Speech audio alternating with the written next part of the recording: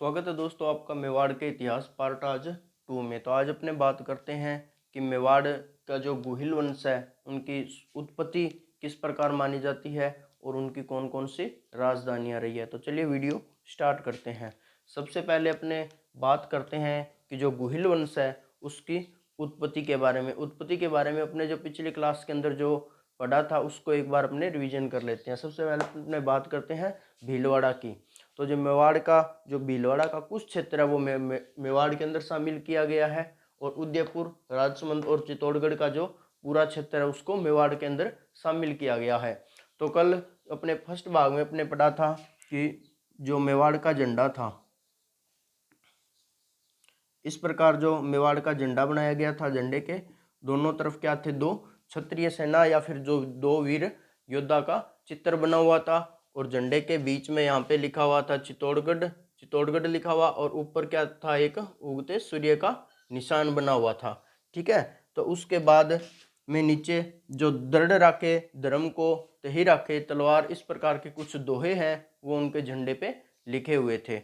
अब उसके बाद अपने बात करते हैं कि जो उत्पत्ति मानी गई है, उत्पत्ति के जो प्रमुख तथ्य मिलते हैं वो कहाँ कहाँ से हमें मिलते हैं और किन किन के द्वारा है जो मेवाड़ के जो सूर्यवंशी होने की उत्पत्ति के जो प्रमाण दिए जाते हैं वो किस आधार पे हमें मिलते हैं।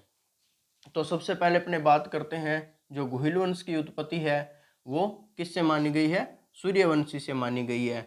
भगवान श्री राम के 108वें वंशज कुश के पुत्र थे। कुश का जो 108वां वंशज है उसी वंशज के आधार पे इनकी क्या मानी जाती है, उत्पत्ति मानी जाती है। भगवान श्री राम है वो सूर्यवंशी थे, तो उनका जो पुत्र थे लव और कुश, उसके कुश का जो 108वां वंशज है वो ही गुहिल वंश में सूर्यवंशी के नाम पे जाना जाता है। उसके बाद अपने बात करते हैं अबुल फजल के जो तथ्य दिए जाते हैं। तो अबुल फजल का कहना है कि ईरान के जो शासक थे नौशखा, इनको क्या माना जाता है, ईरान के नौशखा की संतान माना जाता है। गुहिल वंश के जो शासक हुए हैं उनको किसकी संतान माना जाता है, ईरान के नौशखा की संतान इनको माना जाता है। उसके बाद राजस्थान में एक जो विदेशी इतिहासकार आते हैं जो कि काफ़ी फेमस है, colonel James Tod. Colonel James Tod ने बताया है कि गुजरात के जो शासक थे शिलादित्य, गुजरात के शासक कौन थे, शिलादित्य थे, वो उनकी जो वंशज था या उनका जो वंश था उसी वंश के आधार पे है वो गुहिल वंश की स्थापना होती है और इनको सूर्यवंशी भी माना गया है। उसके बाद अपने बात करते हैं दूसरा कि जो इतिहासकार हैं वो उनको किस प्रकार से सूर्यवंशी मानते हैं या किस प्रकार से उनका जो सूर्यवंशी वंश है उसकी हमें प्रमाण मिलता है। तो सबसे पहले अपने बात करते हैं कि मेवाड़ के जो महाराजा थे उनको हिंदुआ सूरज की उपाधि दी गई थी। हिंदुआ सूरज की क्या दी गई थी, उपाधि दी गई थी। और उसके बाद उनके जो राज्य चिन्ह होते थे, राज्य चिन्ह और या जो झंडे थे उन पे, हर झंडे पर और हर जगह जो चिन्ह बने हुए थे उन पे क्या थी, सूर्य की आकृति थी। तो इसी के आधार पे अपने जो इतिहासकार है वो उनको क्या मानते हैं, सूर्यवंशी वंशज से मानते हैं। उसके बाद अपने बात करें, एक महान शासक था काल भोज, जिसको बप्पा रावल के नाम से भी जाना जाता है। उसके द्वारा जब सिक्के चलाए गए थे, उसके द्वारा जब सिक्के चलाए गए थे तो उन पर भी क्या थी, सूर्य की आकृतियां अंकित करवाई गई थी। और उसके बाद महाराणा रायमल के जो लेख लिखे हुए हमें मिलते हैं या उनके जो ग्रंथ लिखे हुए मिलते हैं, जो उनके दरबारी कवि थे, जो दरबारी ब्राह्मण थे, उनके द्वारा जो उनके लेख लिखे हुए हैं उनमें भी उनको क्या कहा गया है, सूर्यवंशी क्षत्रिय की उपाधि दी गई है। तो महाराणा रायमल के लेखों में सूर्यवंशी की उपाधि मिलती है, काल भोज के सिक्कों पे है वो हमें सूर्य की प्रतिमा मिलती है, और राज्य के जो राज्य चिन्ह मिलते हैं, राज्य के जो झंडे मिलते हैं उन पे हमें क्या मिलता है, सूर्य का चित्र है वो अंकित मिलता है। उसके बाद कर्नल जेम्स टोड है, उसने क्या बताया, इनको शिलादित्य की संतान बताया है। अबुल फजल है, उसने नौशखा की संतान बताया है और उनकी उत्पत्ति है वो सूर्यवंशी से मानी गई है, सूर्यवंशी से उत्पत्ति मानी गई। और भगवान श्री राम के पुत्र कुश का 108वां वंशज है वो इनको माना गया है।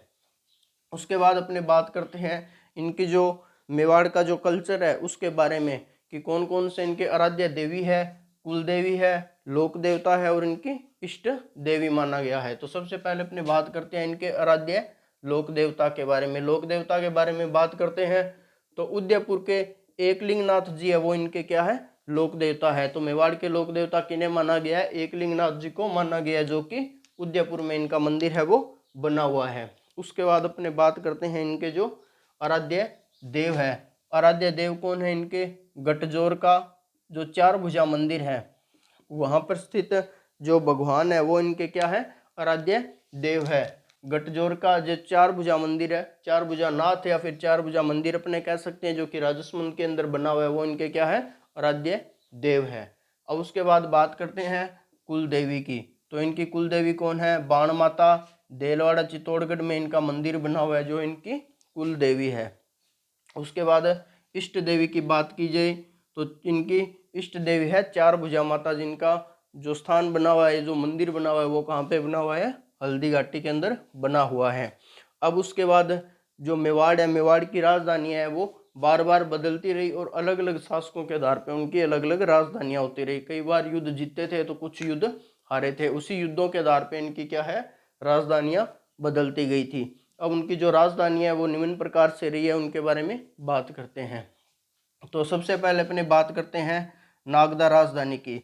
नागदा जो इनकी मेवाड़ की राजधानी रही है वो किसके काल में रही है, काल भोज या फिर बप्पा रावल के काल के अंदर रही है।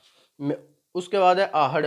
आहड़ राजधानी है वो राजा अल्लट के शासनकाल के दौरान अल्लट राजधानी रही। और चित्तौड़गढ़ राजधानी है वो राव जेतर सिंह और राव एक था छेतर सिंह, राव जेतर और राव छेतर सिंह के कार्यकाल के दौरान इनकी राजधानी क्या रही है, चित्तौड़गढ़ राजधानी रही है। उसके बाद उदयपुर और गोगुंदा, उदयपुर और गोगुंदा राजधानी है वो महाराणा उदय सिंह। महाराणा उदय सिंह ने क्या किया था, उदयपुर को बसाया था और अपनी इसको क्या बनाया है, राजधानी बनाया है। उदयपुर और गोगुंदा है वो महाराणा उदय सिंह के समय की राजधानी रही है। पहले राजधानी क्या थी, गोगुंदा थी, और गोगुंदा के बाद में महाराणा उदय सिंह ने उदयपुर की स्थापना की, और स्थापना करने के बाद इनकी राजधानी क्या बन जाती है, उदयपुर बन जाती है। पहले कौन सी राजधानी थी, गोगुंदा, गोगुंदा के बाद इनकी राजधानी क्या बनती है, उदयपुर बनती है। उदयपुर बनने के बाद में महाराणा प्रताप का जब शासन काल आता है, या महाराणा प्रताप जब मेवाड़ के शासक बनते हैं, तो उस समय पहले इनकी राजधानी कुंभलगढ़ थी, और कुंभलगढ़ से दोबारा इनकी राजधानी क्या बनती है, चावंड बनती है। उसके बाद महाराणा अमर सिंह के कार्यकाल के दौरान है वो इनकी राजधानी क्या बनती है, चित्तौड़गढ़ बनती है। महाराणा अमर सिंह के कार्यकाल के दौरान राजधानी है वो कौन सी होती है, इनकी चित्तौड़गढ़ होती है। और उदयपुर राजधानी महाराणा भीम सिंह के कार्यकाल के दौरान है वो किनकी राजधानी आती है, उदयपुर राजधानी बना दी जाती है।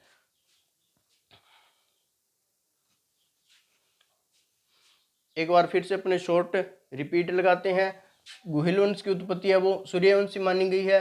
अबुल फजल के अनुसार है ईरान की नौसखा की संतान बताया है। कर्नल जेम्स टोड ने इनको शिलादित्य की संतान बताया है। और जो सूर्यवंशी होने के प्रमाण मिलते हैं या इतिहास के अंदर जो हमें साक्ष्य मिलते हैं वो किसके आधार पर मिलते हैं, मेवाड़ के राजाओं को हिंदुआ सूरज की उपाधि दी गई थी। उनके जो राज्य चिन्ह और जो झंडे थे उन पे किसकी आकृति है, सूर्य की आकृति है वो अंकित की गई है। सूर्य की आकृति अंकित होने के कारण इनको इतिहासकार है वो सूर्यवंशी का प्रमाण देते हैं। और उसके बाद काल भोज या फिर बप्पा रावल है, बप्पा रावल के द्वारा जो सोने के सिक्के चलाए गए थे तो उन पे किसकी आकृति अंकित की गई थी, सूर्य की। और दूसरी साइड में किसकी आकृति अंकित की गई थी, एक देवी की आकृति है वो अंकित की गई थी।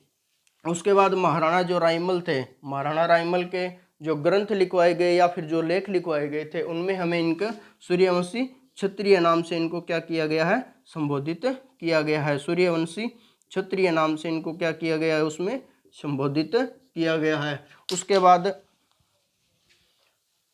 अपने बात करते हैं इनके लोक देवता के बारे में। तो उसके बाद अपने बात करते हैं लोक देवता एकलिंगनाथ जी के बारे में। तो इनके एकलिंगनाथ जी है वो इनके क्या, उदयपुर के लोक देवता है। मेवाड़ के उदयपुर का क्षेत्र था उसके लोक देवता किसे माना गया है, एकलिंगनाथ जी को माना गया है। आराध्य देव किसको माना गया है, गटजोर के चार भुजानाथ है जो उनका मंदिर है वो राजसमंद के अंदर स्थित है, और उनको वहां का क्या माना गया है, आराध्य देव माना गया है। देलवाड़ा चित्तौड़गढ़ में बाण माता का मंदिर है जो कि इनकी कुल देवी है। और इनकी आराध्य देवी या इष्ट देवी की यदि बात की जाए तो चार भुजा माता हल्दी घाटी राजसमंद है वो इनकी क्या है, आराध्य देवी है। एक बार फिर से राजधानियों को रिपीट करते हैं। नागदा राजधानी है वो काल भोज या फिर बप्पा रावल के समय में थी। आहड़ राजधानी अल्लट के समय में थी।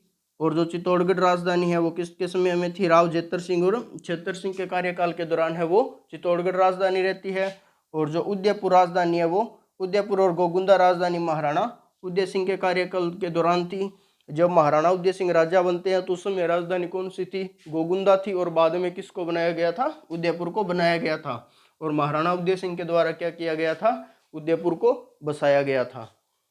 उसके बाद अपने बात करते हैं कुंभलगढ़ और चावंड राजधानी की। महाराणा प्रताप के कार्यकाल के दौरान कुंभलगढ़ और चावंड थी वो उनकी क्या थी? राजधानी थी। चित्तौड़गढ़ राजधानी की बात की जाए तो महाराणा अमर सिंह के कार्यकाल के दौरान है वो चित्तौड़गढ़ राजधानी थी। और महाराणा भीम सिंह के कार्यकाल के दौरान है वो उदयपुर राजधानी थी। तो दोस्तों ये आज की क्लास है वो हमारी यहीं पे समाप्त होती है और हम मिलते हैं अगले भाग में। तब तक के लिए जय हिंद जय भारत।